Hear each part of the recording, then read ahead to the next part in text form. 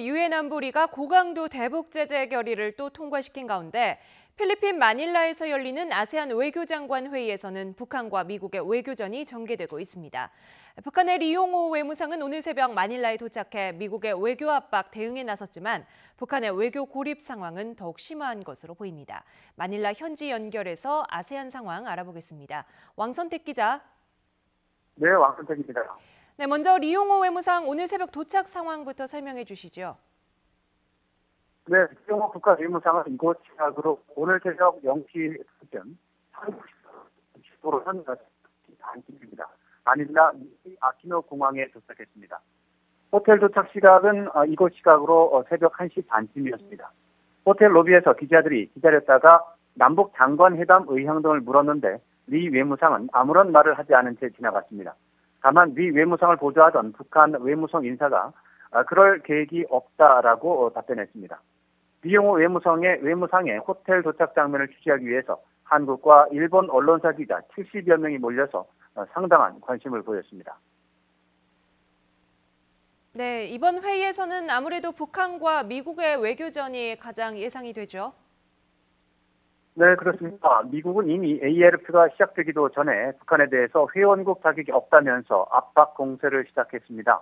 ALF에서 북한을 축출하거나 축출하지는 못한다 해도 북한을 외교적으로 고립시키는 전략으로 보입니다. 이에 맞서서 북한은 미국의 군사적 위협 때문에 핵과 미사일을 개발했다면서 핵 개발의 정당성을 선전할 것으로 예상됩니다. 특히 미국의 외교 공세가 아세안의 일반적 행동 지침인 개별 국가 주권 존중이나 내정 간섭 반대, 평화적 문제 해결 등에 위반한다는 점을 강조할 것으로 예상됩니다.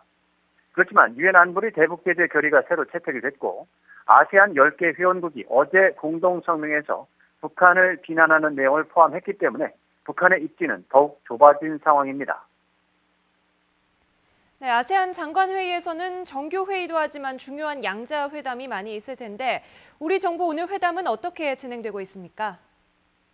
네, 아세안 관련 회의로 먼저 한 아세안 외교장관 회의가 지금 이 시각에 진행이 되고 있습니다. 강경화 외교부 장관과 아세안 10개 회원국 장관들이 모여서 양측 간 협력 방안을 논의하는 자리입니다. 문재인 정부에서는 아세안과의 외교 관계를 한중 일러 등 주변 4개국 수준으로 격상한다는 방침을 갖고 있기 때문에 오늘 한 아세안 장관 회의는 매우 의미가 큰 자리로 기록될 것으로 보입니다. 양자회담 일정을 보면 한미 외교장관 회담이 오늘 낮에 예정돼 있고 한중 외교장관 회담은 오늘 저녁에 있을 것으로 예상되고 있습니다. 한미일 3국 외교장관 회의도 연례적으로 열리는데 일본 외무상이 늦게 도착하는 문제가 있어서 내일이나 모레로 미뤄질 것으로 예상됩니다. 북한은 오늘 낮 시간대에 중국과 양자회담을 하게 될 것으로 알려졌습니다. 그렇지만 중국 외에 다른 나라와 양자회담을 하는 일정은 아직 잡히지 않은 것으로 알려졌습니다. 네, 남북 장관회담 가능성은 없을까요? 남북 양측에서 회담 계획이 있다고 하고 있습니다. 그리고 분위기로 봐서도 정식 회담이 열릴 가능성은 희박한 것으로 보입니다. 오늘 오전에 한국 취재진을 만난 북한 외무성 관리는 남북 외교장관 회담 계획이 없다고 다시 확인했습니다. 다만 회의장 내부에서 우연히 마주치는 기회가 있을 수 있고 그것을 계기로 해서 자연스럽게 인사를 하게 되는 조우 가능성은 남아 있다고 하겠습니다. 강경화 외교부 장관은 이미 그런 경우가 되면 외면하지 않고 남북 대화 필요성을 말하고 도발 중단을 요구하겠다는 입장을 밝힌 바 있습니다. 그렇지만 북한 외무상 입장에서 본다면 미국의 외교 공세에 대응하는 것이 선결 과제이기 때문에 남북 회담에 관심을 보이지 않을 가능성이 더 큰 것으로 보입니다. 지금까지 필리핀 마닐라에서 YTN 왕선택입니다.